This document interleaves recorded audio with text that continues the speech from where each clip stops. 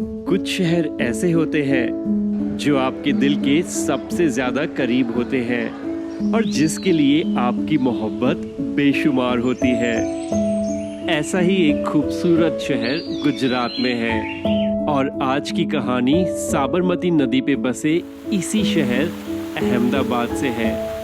ये केवल मेरे शहर में एक्सप्लोरेशंस की कहानी नहीं है, बल्कि मेरी और अहमदाबाद की लव स्टोरी भी है।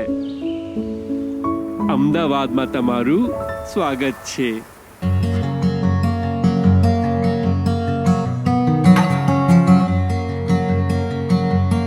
Absolutely wow! Ahmedabad airport बिल्कुल ही बदल गया। It looks so amazing.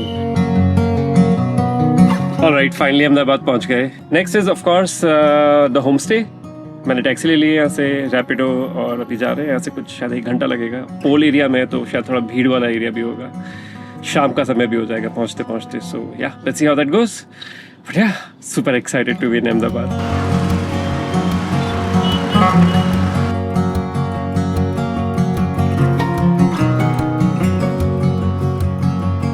Alright, finally मैं अपने होम स्टे में पहुंच गया हूँ। इस जगह का नाम है फ्रेंच हवेली, जो थोड़ा सा यूनिक और अनयूजुअल सा नाम है। ये एक पोल एरिया में लोकेटेड है, तो इसलिए मैंने यहाँ पे इसको बुक किया है। और ये एक बहुत पुराना घर है। मैं अगले 4 दिनों के लिए यहीं पे रहने वाला हूँ, तो मैं धीरे धीरे इस बहुत सुंदर से पुराने घर को भी एक्सप्लोर करूंगा और इस नेबरहुड को भी एक्सप्लोर करूंगा, और साथ साथ हम थोड़ा अहमदाबाद के बारे में सीखेंगे, जानेंगे। पर अभी मैं आपको एक क्विक सा टूर देता हूँ।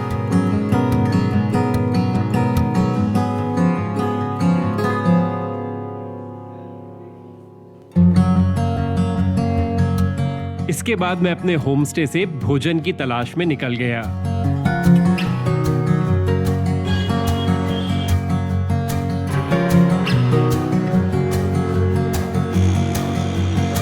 मेरा प्लान है कि मैं इस ट्रिप में आपको अहमदाबाद में अपनी जो पसंदीदा जगह है खाने पीने की, वहाँ पे लेके जाऊँ। और सबसे पहले हम एक बहुत ही खूबसूरत जगह आ गए हैं जहाँ का खाना भी बहुत अच्छा होता है। मैं भी हूँ हाउस FMG में, और यहाँ पे एक रेस्टोरेंट है अगाशे, जहाँ पे आपको मिलती है गुजराती थाली। तो अभी मैं यहाँ थाली खाने के लिए आया हूँ, और अहमदाबाद में इससे अच्छी शुरुआत नहीं हो सकती आपकी। आज इम्पॉर्टेंट चीज़ ये है कि कैलोरीज को बिल्कुल काउंट नहीं करना है और दिल खोल के खाना खाना है।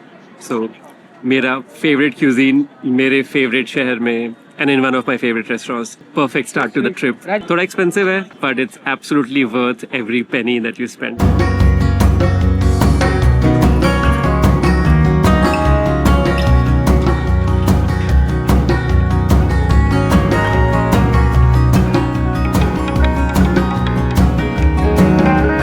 वापस आने के बाद होम स्टे में रुके कुछ मेहमानों के साथ मेरी मुलाकात भी हुई। So where are you from? Mumbai. I'm born and brought up in Mumbai. He is from Saurashtra, Gujarat. मैं काफी थक गया था और इसी के साथ मेरे दिन का अंत भी हुआ।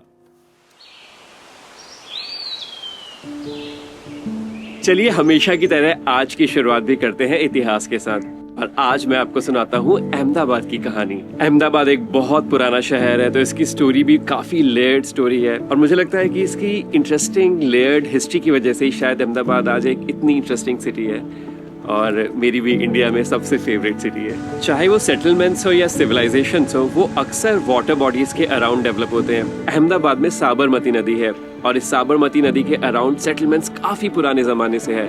अहमदाबाद स्टैब्लिश होने से कई हजारों साल पहले भी यहाँ लोग रहते थे। उनके छोटे छोटे सेटलमेंट्स के रिमेन्स हमको मिले हैं साबरमती के अराउंड। भारत का दुनिया भर के साथ ट्रेड अक्सर सी से हुआ करता था, अरेबियन सी से, और ये एक बहुत ही इंपॉर्टेंट ट्रेड रूट पे भी लोकेटेड था। जनरली रोमन्स के साथ हम ट्रेड करते थे हजारों साल पहले, तो वहाँ जाते थे। उसके पहले भी अगर आप जाएं, जब इंडस वैली सिविलाइजेशन का टाइम था, उस टाइम पे भी ट्रेडिंग हुआ करती थी यहाँ पोर्ट से, जो शायद इजिप्ट तक, मेसोपोटामिया तक सामान लेके जाती थी। उसके बाद हमें पता चलता है कि 8वीं से 10वीं शताब्दी के बीच यहाँ पे भील लोग थे, और वो भी इस इम्पोर्टेंट ट्रेड रूट का पार्ट थे। इस रीजन में जो सबसे बड़ी पहली मेन डायनेस्टी आई वो थी चालुक्यास, और उसके बाद फिर एक बहुत बड़ी डायनेस्टी यहाँ पर आई जो थी सोलंकी डायनेस्टी। सोलंकी डायनेस्टी ने यहाँ पे गुजरात और इस रीजन में काफी सारे बड़े बड़े भव्य मंदिर भी बनाए थे। उनके जो एक राजा थे कर्णदेव, उन्होंने अपने नाम पे कर्णावती करके एक सिटी को एस्टेब्लिश किया। अब एग्जैक्टली अहमदाबाद नहीं था, पर इसी रीजन में, अराउंड दिस रीजन, यहीं पे एस्टेब्लिश था। 1192 में पृथ्वीराज चौहान और मोहम्मद गौरी के बीच एक बड़ी बैटल हुई और उसके साथ पहली बार इंडिया में इस्लामिक रूल आया। 1407 में जो यहाँ के लोकल गवर्नर थे मुजफ्फर शाह वन, उन्होंने रिवोल्ट किया और पहली बार यहाँ पे एक इंडिपेंडेंट इस्लामिक किंगडम या डायनेस्टी को एस्टैब्लिश किया। उनके बेटे थे अहमद शाह और अहमद शाह ने अहमदाबाद को एस्टैब्लिश किया एक आइडियल इस्लामिक सिटी की तरह और अहमदाबाद में बहुत प्रोस्पेरिटी आई उसके साथ। और ये बहुत पुरानी बात है, हम बात कर रहे हैं 15वीं शताब्दी की। यहाँ पे ट्रेडिंग कम्युनिटीज जो जनरली जैन कम्युनिटी थी, उन्होंने भी बहुत थ्राइव किया डिस्पाइट इस्लामिक रूल। पर ये हमेशा नहीं हुआ, बीच बीच में ऐसे फेजेस भी आए जब उनका प्रोसिक्यूशन किया गया, उनके मंदिरों को एक्चुअली अंडरग्राउंड फोर्सिबली भेज दिया गया क्योंकि मंदिरों को तोड़ने का समय स्टार्ट हो चुका था। अकबर ने अहमदाबाद को फिर से हराया, गुजरात के ऊपर कब्जा किया और उसे मुगल एम्पायर का पार्ट बनाया। 19वीं शताब्दी में यहाँ पे ब्रिटिश का रूल था। इसको हम मैनचेस्टर ऑफ द ईस्ट भी कहते थे उस जमाने में, क्योंकि मैनचेस्टर में भी यही सेम काम होता था। बहुत सारे टेक्सटाइल मिल्स हुआ करती थी और ईस्ट साइड में अहमदाबाद में उसकी सिस्टर सिटी थी जहाँ पे काफी टेक्सटाइल का काम होता था। महात्मा गांधी जब साउथ अफ्रीका से वापस आए तो उन्होंने अहमदाबाद को अपना बेस चुना। अगर आपको थोड़ी बहुत हिस्ट्री याद है तो ये मूवमेंट किया गया था जब महात्मा गांधी ने पैदल चल के दांडी तक मार्च किया था ताकि जो टैक्स था सॉल्ट के ऊपर उसको ब्रेक किया जाए। एक और बड़ी इंटरेस्टिंग चीज़ है, आप अहमदाबाद में जब लोगों से बात करते हैं ना तो वो कहते हैं कि हम ट्रेडिंग वाले लोग हैं, हम यहाँ पे व्यापार करते हैं, हम लड़ाई झगड़ा नहीं करते हैं। पर इंडिपेंडेंस मूवमेंट के टाइम में हमने यहाँ के लोगों का एक बहुत अलग रूप देखा। उनको देखा कि वो कैसे रेजिस्ट करते हैं आउटसाइडर्स को। उन्होंने कैसे साथ में एकजुट होकर सत्याग्रह का मार्ग अपनाया, उन्होंने महात्मा गांधी की सारी बातों को माना और उनके साथ जुड़ गए। इतना यूनिक रोल प्ले किया है अहमदाबाद ने इंडिया के इंडिपेंडेंस में, जिसके बारे में हम अक्सर बात नहीं करते, पर मुझे लगता है कि वो फिनोमिनल है।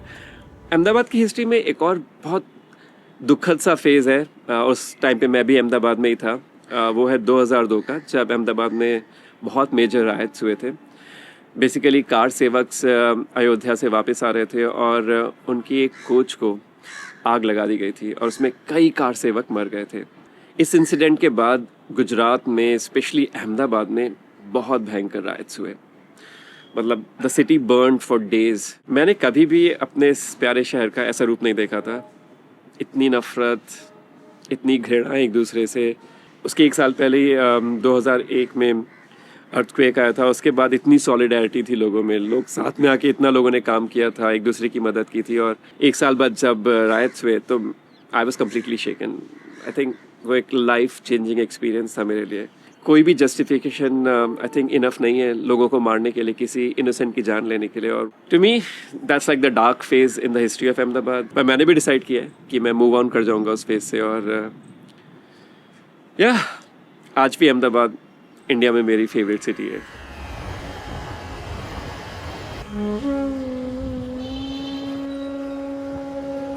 कालूपुर में स्थित स्वामीनारायण मंदिर स्वामीनारायण संप्रदाय का सबसे पहला मंदिर था। सन 1822 में इस मंदिर का उद्घाटन हुआ और आज दुनिया भर में 1300 से भी ज्यादा स्वामीनारायण मंदिर हैं। रे श्याम तमे साचो रे तम विना सुख संपत कहावे।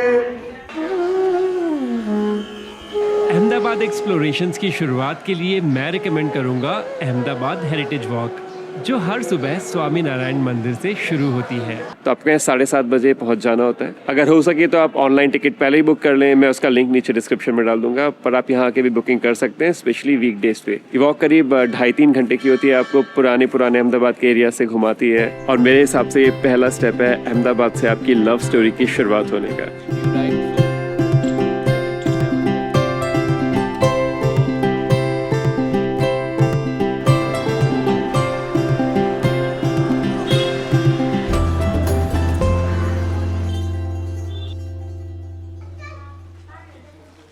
अहमदाबाद के बादशाह और फाउंडर अहमद शाह जी का जो टूम है, जो उनका मकबरा है, वो भी काफ़ी इम्पोर्टेंट जगह है।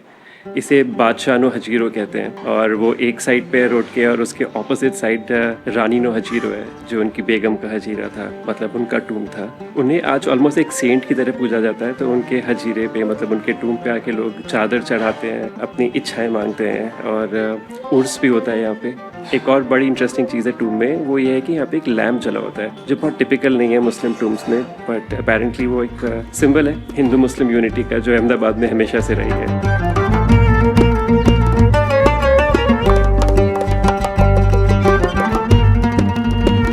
चलिए नेक्स्ट मैं आपको अहमदाबाद के एक बहुत ही आइकॉनिक मॉस्क में ले चलता हूँ। इस मस्जिद को बनाया था सुल्तान अहमद शाह ने, जो अहमदाबाद के फाउंडर भी थे। ये पहली मॉस्क है जो अहमदाबाद में बनाई गई थी और ये मॉस्क तैयार हुई थी 1424 AD में। बड़ी इंटरेस्टिंग सी इसके आर्किटेक्चर में आप चीजें देख सकते हैं जो बहुत कम मॉस्क में देखने को मिलती है।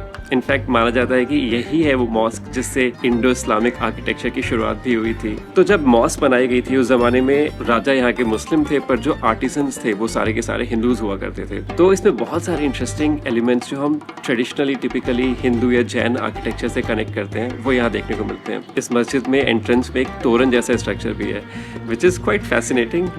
NID के ज़माने में हम यहाँ के काफ़ी फोटोग्राफी करते थे और आज भी मैं वही कर रहा हूँ, बट आई थिंक मेरा रिस्पेक्ट, मेरा अप्रिसिएशन इस मॉस्क के लिए काफ़ी सालों से बढ़ता ही रहा है हमेशा से ही। So this is quite a special place.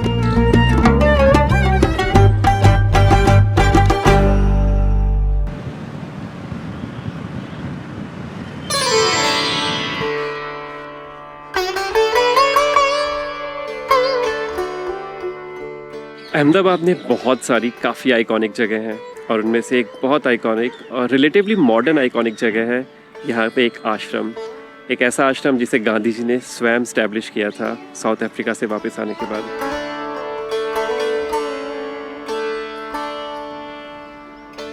इस आश्रम का नाम पड़ा साबरमती आश्रम क्योंकि ये आश्रम साबरमती नदी के एकदम बगल में है। अगले कई सालों तक साबरमती आश्रम और महाराष्ट्र में वर्धा उनका घर बन गया। वो यहीं पर रहते थे जब वो ट्रैवल नहीं करते थे और उनके बहुत सारे फॉलोअर्स भी यहीं पे बेस हो गए।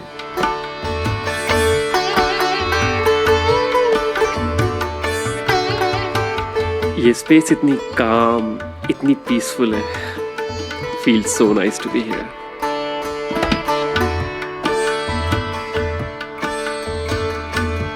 दांडी मार्च के बाद ब्रिटिश ने इस आश्रम को सीज कर लिया और महात्मा गांधी के कई बार कहने के बाद भी इस आश्रम को वापस नहीं दिया गया। इवेंचुअली गांधी जी ने इस आश्रम को छोड़ दिया और प्रतिज्ञा ली कि वो वापस तभी आएंगे जब इंडिया को आज़ादी मिल जाएगी, और वो अपनी डेथ तक अनफॉर्चुनेटली दोबारा इस आश्रम में कभी नहीं आए।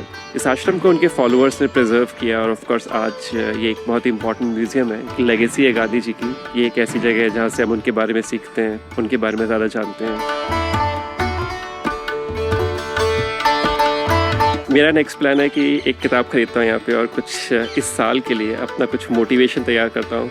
गांधी जी की टीचिंग्स के अनुसार मैं शायद कुछ उनके प्रिंसिपल्स को अपनी ज़िंदगी में भी इम्प्लीमेंट कर पाऊँगा।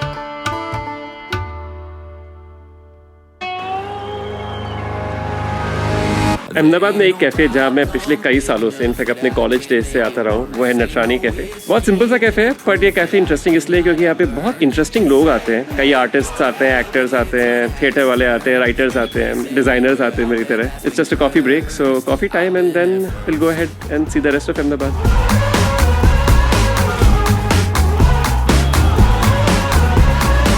I showed up when it was a peaceful little town. A couple weeks and then the Ahmedabad में साबरमती में एक नया इंटरेस्टिंग एक्सपीरियंस भी जुड़ गया है जो मेरे समय में नहीं हुआ करता था। So I am really excited to try this out. यहाँ पे एक लग्जरी रिवर क्रूजेस स्टार्ट हुए हैं, अक्षर लग्जरी रिवर क्रूज। क्योंकि अभी शाम का समय है, मुझे लगता है अहमदाबाद काफी वेल लिट होगा, सो एक खूबसूरत साइड ऑफ अहमदाबाद देखने को मिलेगा and there is going to be nice dinner. Let's see how that goes. इस क्रूज में मैं अकेला नहीं हूँ, मेरे दोस्त देवयानी, दिशा, अमित, कश्यप और उज्जवल मेरे साथ हैं।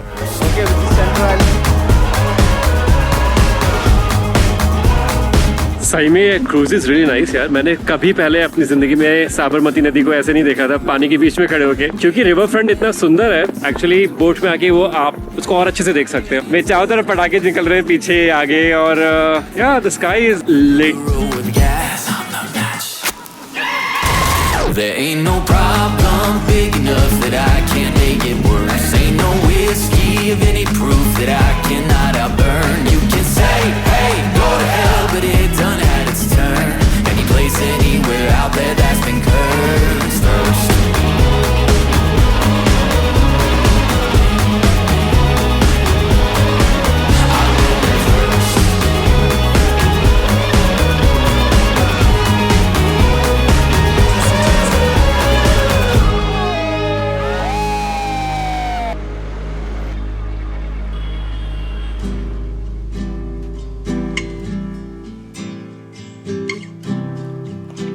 अहमदाबाद से हमारी अगली कहानी बहुत खास है और मेरे दिल के बहुत पास भी है। ये कहानी है अहमदाबाद के ओल्ड सिटी एरिया की, जहां मैं अभी खड़ा हुआ हूँ। इस कहानी को बेहतर समझने के लिए हमें 15वीं शताब्दी में जाना पड़ेगा, जिस समय अहमदाबाद को एस्टैब्लिश किया गया था।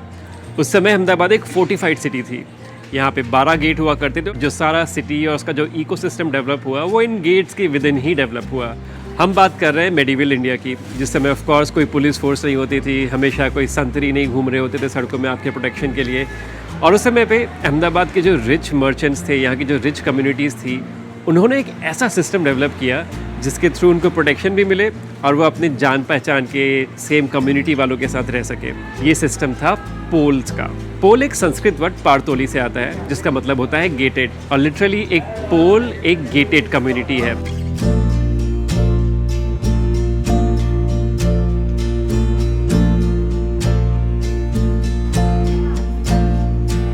एक पोल के अक्सर कुछ इम्पॉर्टेंट हॉलमार्क, काफ़ी स्पेसिफिक फीचर्स होते हैं, जिनमें से एक मेरे पीछे ही है। इसे कहते हैं चबूतरा। चबूतरा बेसिकली एक बर्ड फीडर है। तो ये बर्ड्स और ये चिड़ियाएँ यहाँ पे आती रहे, उनको खाना खिलाता रहे, इसलिए उन लोगों ने इन चबूतरों को बनाया।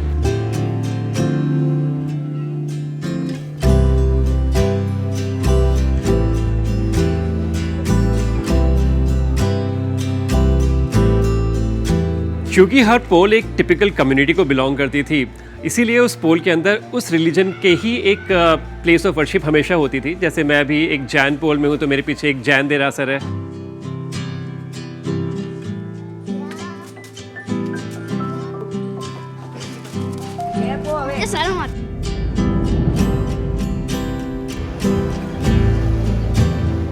आज अहमदाबाद ओल्ड सिटी इंडिया की पहली वर्ल्ड हेरिटेज सिटी है, जिसे यूनेस्को ने भी रिकॉग्नाइज किया है। और उसका मुख्य कारण है यहाँ के पोल और यहाँ की ब्यूटीफुल आर्किटेक्चर, यहाँ की कम्युनिटीज़, यहाँ के कोएग्जिस्टेंस के प्रिंसिपल्स।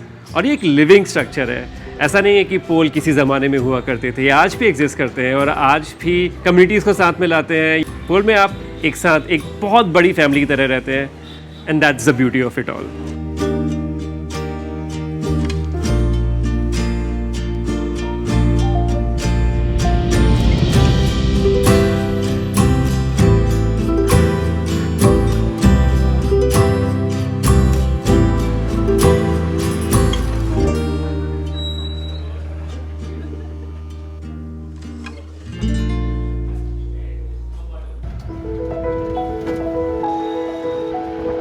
नेक्स्ट मैं आपको वहां ले चलता हूं जहां से मेरी अहमदाबाद स्टोरी शुरू हुई, निर्माई यूनिवर्सिटी। सो फाइनली इतने सालों के बाद निर्मा फिर से आ गया हूँ। मेरे बगल में जो स्ट्रक्चर दिखाई दे रहा है, जो बिल्डिंग दिखाई दे रही है, यही हमारा डिपार्टमेंट हुआ करता था। This is the mechanical engineering का डिपार्टमेंट, पर शायद इसको ब्लॉक ए बोलते थे। तो ब्लॉक ए है मेरे बगल में पीछे। एंट्रेंस एकदम चेंज हो गई है। क्रिकेट ग्राउंड तो अभी भी पहले जैसा ही दिख रहा है। Feels quite nice. अंदर जाते हैं सेंटर में।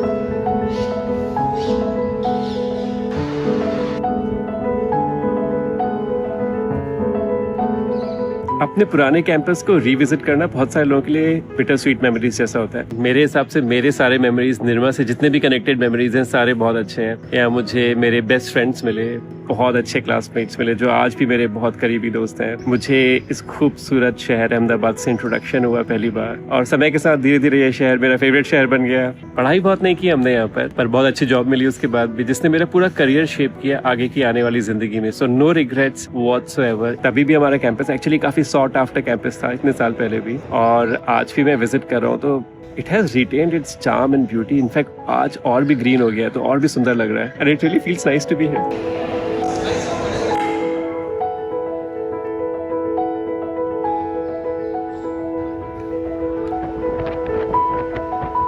अहमदाबाद में एक नया कूल सा नेबरहुड है, जिसके बारे में आजकल सब लोग बात करते हैं। अनफॉर्चुनेटली ये नेबरहुड जब मैं अहमदाबाद में रहता था तब एग्जिस्ट ही नहीं करता था। तो अब मैं वहां जा रहा हूँ जो आजकल का हिपस्टर हैंगआउट एरिया है। इस एरिया का नाम या इस रोड का नाम SBR है, Sindhu Bhavan road. SBR sounds cooler, सो हम इसे SBR कहेंगे, और मैं वहाँ जाके कॉफ़ी पीऊँगा।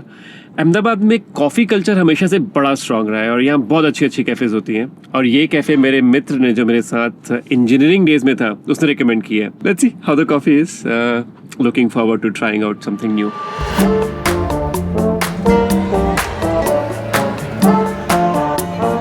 Wow, this place is really nice.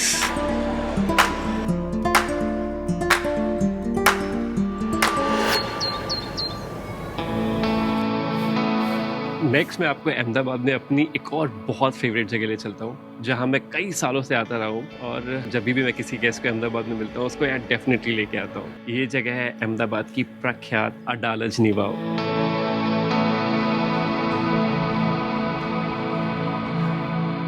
Adalaj actually Ahmedabad के पास एक छोटा सा गांव है और यहाँ पे एक बहुत ही खूबसूरत स्टेप वेल है। तो स्टेप वेल्स और गुजरात राजस्थान के रीजन्स का एक बड़ा क्लोज कनेक्शन रहा है। ये काफ़ी ड्राई एरिड रीजन्स थे। यहाँ पे बारिश का पानी बहुत खास है क्योंकि यहाँ की नदियाँ हमेशा साल भर नहीं बहती हैं और बरसात का पानी ही कई बार एकमात्र स्रोत ऑफ पानी बन जाता है जीवन को सस्टेन करने के लिए। इसलिए यहाँ पे गुजरात में कई स्टेप वेल्स बनाए जाते हैं। क्योंकि गुजरात का ये रीजन इतने इंपॉर्टेंट ट्रेड रूट पर है तो यहाँ पे कई राजा स्टेप वेल्स बनवाते थे और ये स्टेप वेल्स सिर्फ उनकी प्रजा के लिए नहीं बल्कि ट्रैवलर्स के लिए भी हुआ करते थे। एक कह सकते हैं मेडिवियल होटल की तरह भी काम करते थे।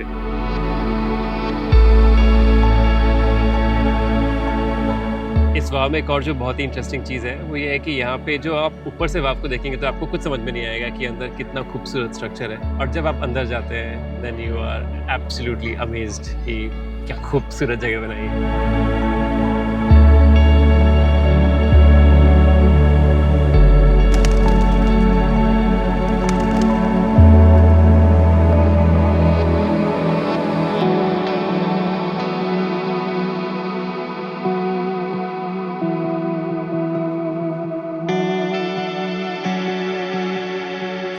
ये स्टेप वेल 1498 में बनाया गया था और आज भी एक बहुत ही पॉपुलर टूरिस्ट अट्रैक्शन है। मेरे पीछे आप देख सकते हैं कितने सारे बच्चे स्कूल से आए हुए हैं यहाँ पे घूमने के लिए अपने टीचर्स के साथ। उसके अलावा कोई भी टूरिस्ट अगर अहमदाबाद आता है मैं स्ट्रांगली रिकमेंड करूँगा कि वो अडालज निवाव ज़रूर आए और हमारे गुजरात की इतनी खूबसूरत जगह को ज़रूर देख कर जाए।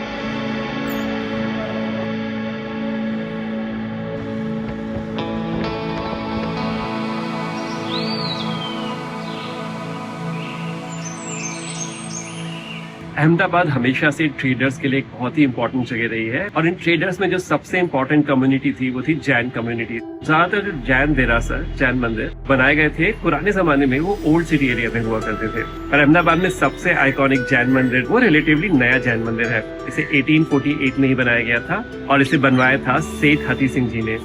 उस समय इस मंदिर को बनाने में करीब 10 लाख रुपए की लागत आई थी जो अभी के करीब 75 करोड़ रुपए होते हैं। ये अहमदाबाद में एक ऐसा समय था जब बहुत बड़ा अकाल आया था।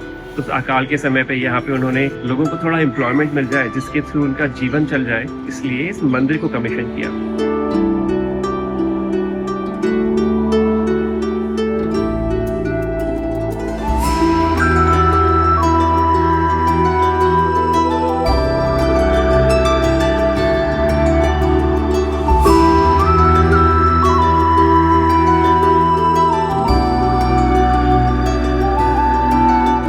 तो अभी मैं अपने बहुत पुराने ज़माने के इनफैक्ट सबसे पुराने ज़माने के जो मेरा फेस था अहमदाबाद में निर्मा का समय उसके एक दोस्त से मिल रहा हूँ। मीट केतन। केतन के घर हम निर्मा के टाइम पे भी बहुत जाते थे और सबसे अच्छा खाना इसके घर पे खाते थे और आज मुझे वो कॉफी पिलाने के लिए ले जा रहा है। He is gonna Hunt for the place and will go for coffee.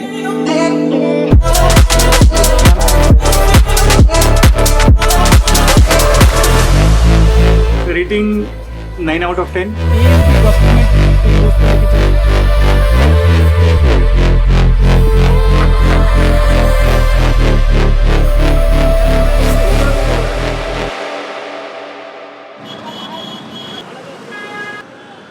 अगर आप अहमदाबाद विजिट करते हैं शायद आपके मन में ऐसा रहेगा कि अहमदाबाद काफ़ी ड्राई स्टेट है, गुजरात ड्राई स्टेट है, यहाँ पे अल्कोहल नहीं है, शायद यहाँ नाइट लाइफ नहीं होती होगी, but that's not actually true. Ahmedabad में एक्चुअली लोग काफ़ी इंजॉय करते हैं अपने आप को बाहर जाके रात के समय में और जो मेन सोर्स ऑफ फन होता है वो होता है खाना।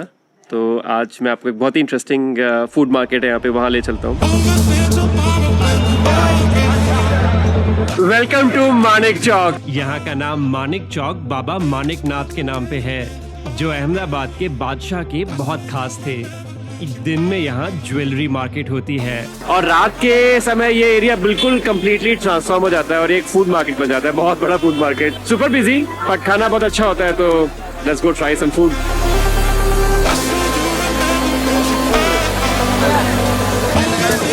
We Ahmedabadis and Gujaratis always have a version of everything. Mahalakshmi ka pav bhaji, Something different that you don't get in other city. pineapple sandwich, chocolate sandwich. And also the pizza, the Italian pizza that you get over here is something worth trying. Finally मेरे मित्र लोग यहाँ पर आ गए हैं। Of course, ये जगह दोस्तों के साथ आने वाली है, so come with your friends. Green pav bhaji, red pav bhaji, ghotala dosa, ghughra sandwich, pineapple sandwich. कुछ तो वियर्ड चीजें भी लग रही हैं इसमें, specially pineapple sandwich, but will see how that goes. Gujarati item बहुत बड़ा चीज है। ऑलराइट, सो ये है पाइनएप्पल सैंडविच। जैसा देवयानी बता रही थी, यहाँ पे हर चीज में चीज डाल दी जाती है और वो फिर अहमदाबादी खाना बन जाता है। This pineapple but there is lot of cheese. I have no idea. कुछ अलग सा है। फिर भी ऑर्डर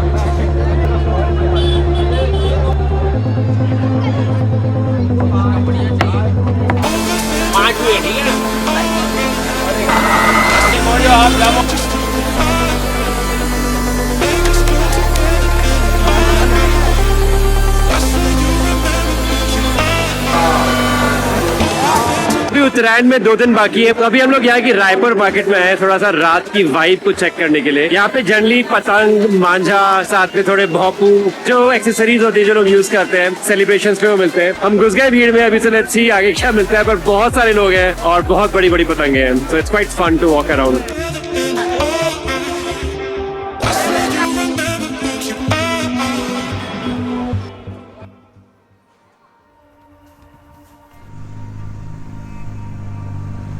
सुप्रभात। अभी कुछ सुबह के 6 बजे हैं अहमदाबाद में और मैं एक बहुत ही इंटरेस्टिंग जगह में जा रहा हूँ अपने दोस्तों के साथ, अहमदाबाद के थोड़ा बाहर, एसजी हाईवे के दूसरी तरफ। और होपफुली मैं आपको इसके साथ एक अहमदाबाद का दूसरा साइड भी दिखाऊंगा जो शहर के बहुत पास है पर शहर से एकदम अलग है।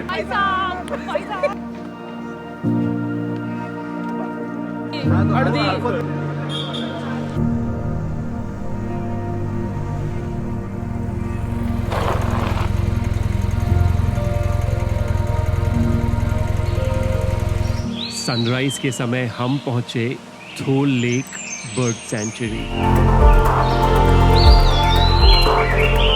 ये मैनमेड लेक 1912 में बनी थी आसपास के गांव के वाटर प्रॉब्लम को सॉल्व करने के लिए। आज ये सैंक्चुरी करीब 7 स्क्वायर किलोमीटर में फैली है और बाहर से आने वाली माइग्रेटरी बर्ड्स की भी प्रिय जगह है।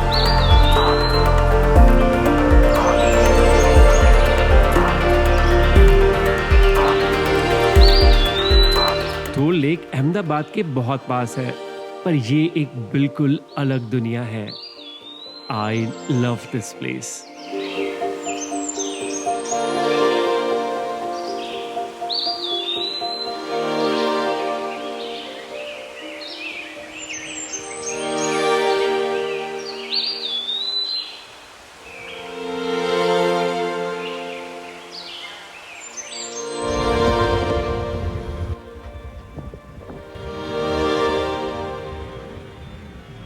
फाइनली इतने सालों के बाद मैं वापस एनआईडी आया हूँ यहाँ पे, और इस बार मेरा रोल कुछ कॉम्प्लिकेटेड था इस विज़िट में।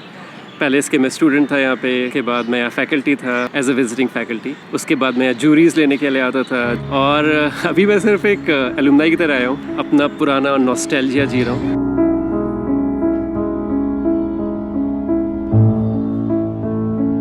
सो एनआईडी एक्चुअली है क्या?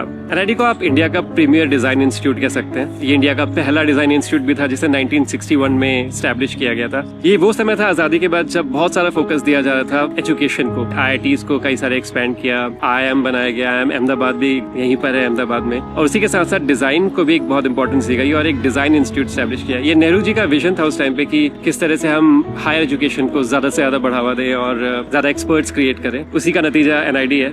ओरिजिनली एनआईडी का सिर्फ एक ही सेंटर था जहां मैं बैठा हूँ, एनआईडी अहमदाबाद। मैंने यहीं पे पढ़ाई की थी। अभी तक तो जो मैं देख रहा हूँ सब कुछ पहले जैसा ही लग रहा है। अच्छा था गेट पे भी, उन्होंने मुझे पूछा कि तुम कौन हो, मैं बोला मैं एलुमनाई हूँ, एक स्टूडेंट हूँ, तो बड़े प्यार से उन्होंने बोला हाँ फिर जा सकते हो अंदर। And it felt like coming back home. बड़ी अच्छी फीलिंग होती है जब आपको इतने प्यार से ट्रीट किया जाता है आपके पुराने इंस्टीट्यूट में। आज प्लान है कि मैं अपने एचओडी को मिलूंगा यहाँ पे, प्रवीण नाहर, जो हमें प्रोडक्ट डिजाइन पढ़ाते थे। उसके बाद कुछ और भी मेरे दोस्त हैं, मेरे बैचमेट्स हैं जो अभी तक यहाँ पर हैं। Devashish Nayak is the one who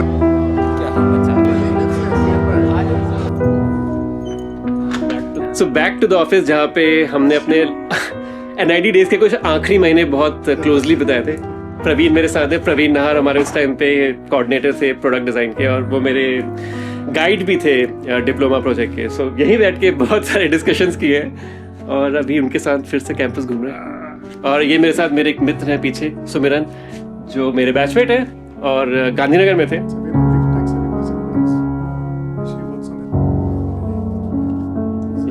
सो मैंने NID में प्रोडक्ट डिज़ाइन किया था, और अभी हम लोग प्रोडक्ट डिज़ाइन स्टूडियो में एक क्विक राउंड मार के आते हैं।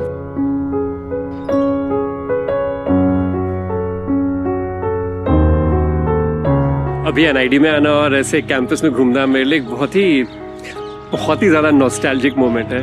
मैं एक्सप्रेस भी नहीं कर पा रहा हूँ कितना अच्छा लग रहा है मुझे यहाँ पे। It really feels like home. मेरी मेमोरीज, अपनी एजुकेशन की सबसे अच्छी मेमोरीज NID से हैं।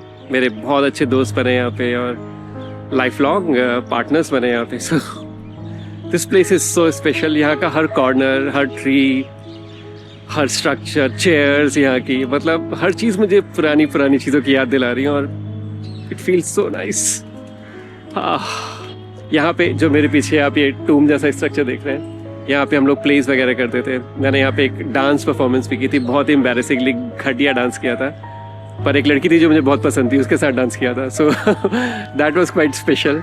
अभी भी NID इतना खूबसूरत है, लोग कहते हैं बहुत बदल गया, बहुत सारी चीज़ें बदल गई, which is quite true, but जो फीलिंग है यहाँ पे आने के बाद, वो तो पहले जैसी है।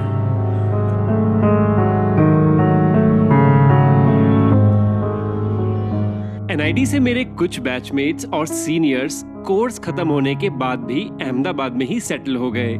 सुमिरन से आप मिल ही चुके हैं, और वो एक बहुत ही इंटरेस्टिंग क्राफ्ट बेस्ड ऑर्गेनाइजेशन गाथा चलाता है।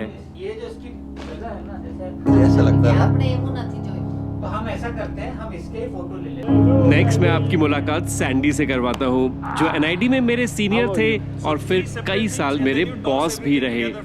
आज सैंडी शार्क टैंक में अपनी कुकिंग डिवाइस पिच करने के बाद इंडिया में भी काफी प्रसिद्ध हो चुके हैं। उनने एक नई तरह की कुकिंग टेक्निक को डेवलप किया है, और उसके हिसाब से एक डिवाइस को भी डेवलप किया है। Simultaneous cooking now, where the microwave is in the lid and induction is at the bottom, retain all the necessary nutrients. So vitamins, nutrients are retained. That was the main mission why I was using the microwave. But then the flavor was not there, caramelization was not there, so added induction at the bottom. Earlier I was doing it separately, then thought they need to be combined and invented on to cook.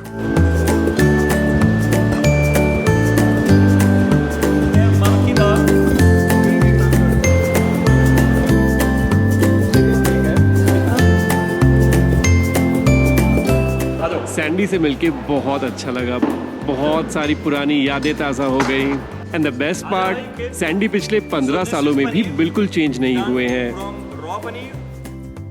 Next मैं आपको अहमदाबाद की एक बहुत interesting जगह ले चलता हूँ, और वहाँ हमें ले जाएंगी अमिता जी। अमिता पंचाल। अमिता जी, आप कब से चला रहे हैं ऑटो? 1 साल हुआ। और कैसा लगा आपको अभी तक? बहुत अच्छा। क्या चीज बेस्ट है? महिलाओं को आगे बढ़ना बेस्ट है।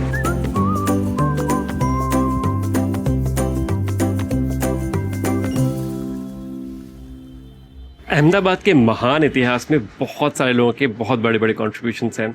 अनफॉर्चुनेटली मैं सबके बारे में तो बात नहीं कर सकता, पर कुछ उन लोगों के बारे में बात कर सकता हूँ जिनकी लेगेसी के साथ मेरा कनेक्शन रहा है। उनमें से एक बहुत ही इंपॉर्टेंट अहमदाबादी रहे हैं लाल भाई दलपत भाई जी। ये एक ट्रेडर थे, ये ट्रेडिंग फैमिली से थे। उसके बाद ही लाल भाई ग्रुप को भी इन्होंने स्टार्ट किया। अभी मैं जहाँ खड़ा हूँ ये भी एक बहुत ही इंटरेस्टिंग जगह है, ये भी उनकी फैमिली ने इस्टेब्लिश किया था। ये एक इंडोलॉजी सेंटर है, मतलब यहाँ पे भारतवर्ष की, इंडिया की हिस्ट्री, कल्चर, लैंग्वेजेस, आर्ट सभी को एक्सप्लोर किया जाता है, डॉक्यूमेंट किया जाता है। यहाँ पे एक बहुत अच्छा म्यूजियम भी है, वर्थ विजिटिंग है, फ्री म्यूजियम है।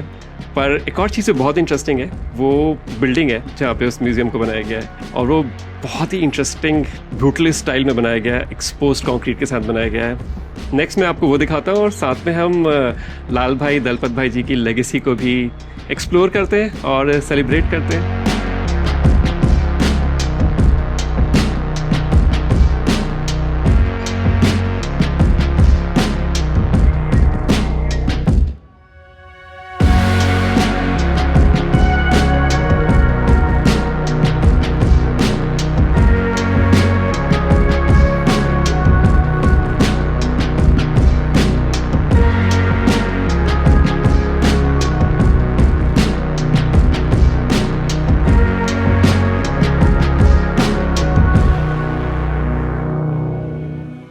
अहमदाबाद में बहुत सारे आइकॉनिक हिडन जेम्स हैं और उनमें से ही एक जेम में हम अभी आ गए हैं। इस जगह का नाम है सरखेज रोजा और नेक्स्ट मैं आपको इसकी कहानी सुनाता हूँ।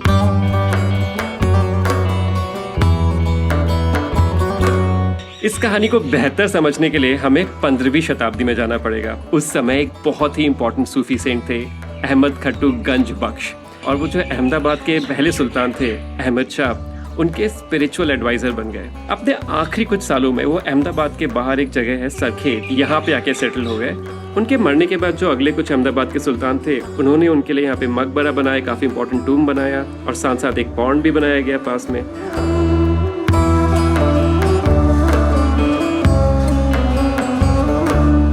यहाँ का आर्किटेक्चरल स्टाइल भी बहुत यूनिक है और वो बिगिनिंग ऑफ एक नया स्टाइल है जिसमें Muslim Islamic elements, Hindu Jain temple के एलिमेंट्स दोनों आपस में साथ में मिले और वो धीरे धीरे इंडो सार्सनिक स्टाइल में डेवलप हुआ। ऐसा इसलिए हुआ क्योंकि जो कारीगर यहाँ पे काम करते थे वो यूज्ड टू थे मंदिर बनाने के। उस जमाने में किसी को इससे दिक्कत नहीं थी, ये स्टाइल साथ में मिक्स होके एक नया स्टाइल डेवलप हो गया।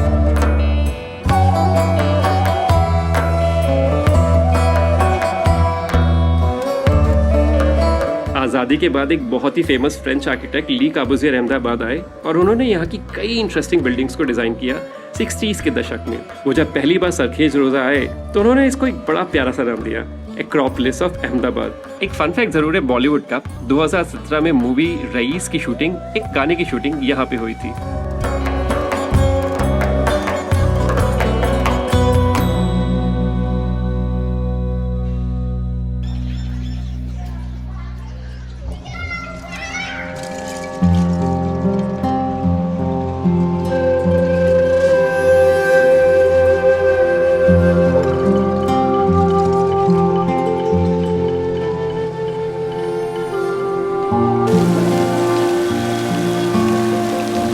अभी सनसेट हो रहा है और मैं अहमदाबाद के एक बहुत ही आइकॉनिक, मे बी सबसे ज्यादा well known mosque after Jama Masjid यही है। इस मॉस्क का नाम है सीदी सैयद मॉस्क और ये फेमस है अपनी जालियों के लिए। और ये इतनी खूबसूरत जालियां हैं कि इन अ वे ये अनऑफिशियल सिंबल ऑफ अहमदाबाद बन गई है। इनफैक्ट आई एम अहमदाबाद का जो लोगो है वो भी इसी से इंस्पायर्ड है। जो चीज अहमदाबाद की मॉस्क में है ना, वो ये है कि ये बहुत वेलकमिंग स्पेसेस हैं। आप किसी भी धर्म को बिलोंग करते हो, मैं तो हिंदू हूँ, आपको लोग बहुत आराम से वेलकम करते हैं, कोई रेस्ट्रिक्शंस नहीं है। आप अपना कैमरा लेके अंदर आ सकते हैं, इनफैक्ट आप प्रेयर एरिया में भी जा सकते हैं अगर वहाँ पे नमाज का समय नहीं है। धर्म यहाँ पे लोगों को बांटता नहीं है, मुझे लगता है धर्म यहाँ पे लोगों को एक साथ लेके आता है, which is a beautiful thing. एक और रीजन अहमदाबाद को प्यार करने के लिए।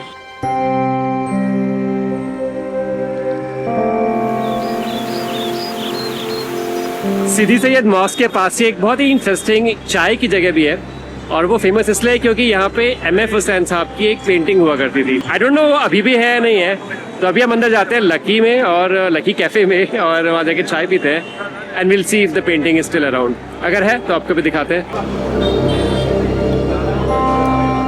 अहमदाबाद में फेमस है ये होटल, फेमस है लकी होटल। फाइनली आ गए हम लकी में। मेरे पीछे ही है एम.एफ. साहब की बहुत ही फेमस पेंटिंग। पहले छोटी सी जगह थी, कम सी जगह थी, अभी बड़ी ओपन और वेल लिट जगह है। लकी की चाय और मस्का बन सब लोग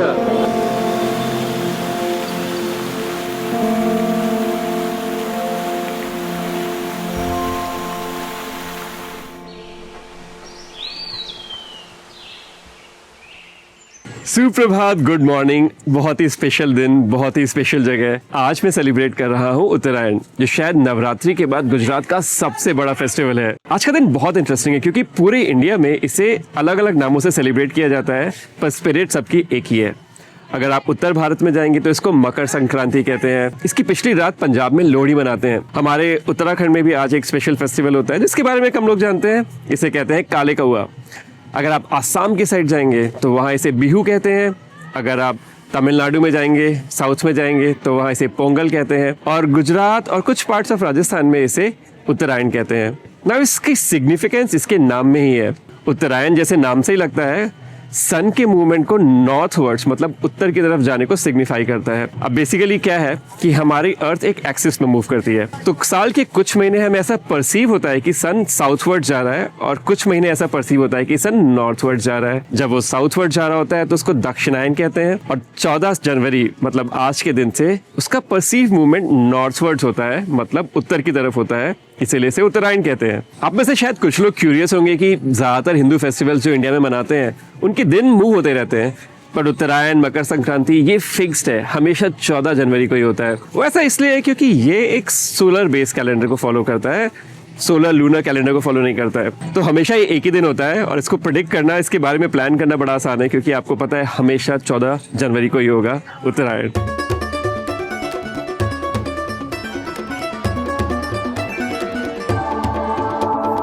अभी मैं अपने होम स्टे की छत पे हूँ और यहाँ पे एक्चुअली इंटरेस्टिंगली 2 लोग और आए हुए हैं, नूपुर और संकेत, जो अहमदाबाद के रहने वाले हैं, पर वो लोग उत्तरायण को सेलिब्रेट करने के लिए ओल्ड टाउन में यहाँ पर आ जाते हैं और रूम रेंट करते हैं। This is pretty amazing. I have always seen you hanging out with UG guys, and even your girlfriend was UG.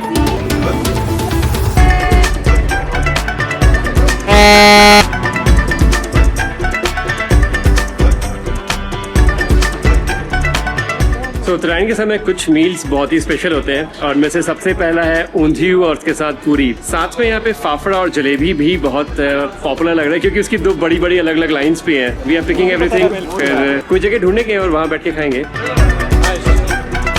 Simple, juicy और क्रिस्पी। ऑलराइट, फाइनली यहाँ का बहुत ही प्रख्यात ऊंधियू खाने का समय आ गया। बहुत हम मेहनत करके बहुत दूर राइड करके हैं यहाँ पे। बहुत सरस है।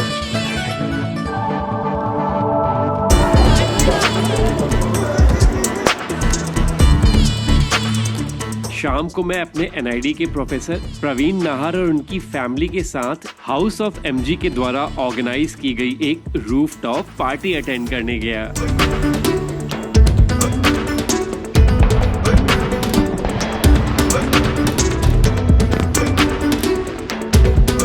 डिनर के दौरान कुछ नए दोस्त बने और फिर उनके साथ एक देर रात की चाय। अहमदाबाद में मेरा वक्त जरूर खत्म हो रहा था, पर इस शहर से मेरी मोहब्बत नहीं। हर बार यहाँ आकर एक ही बात महसूस होती है, अहमदाबाद जैसा कोई नहीं। यहाँ का इतिहास, यहाँ का जायका और सबसे बढ़कर यहाँ के लोग, यही तो हैं जो मुझे बार बार खींचकर वापस ले आते हैं। और शायद इसीलिए अहमदाबाद कभी अलविदा नहीं कहता, सिर्फ दोबारा मिलने का वादा करता है।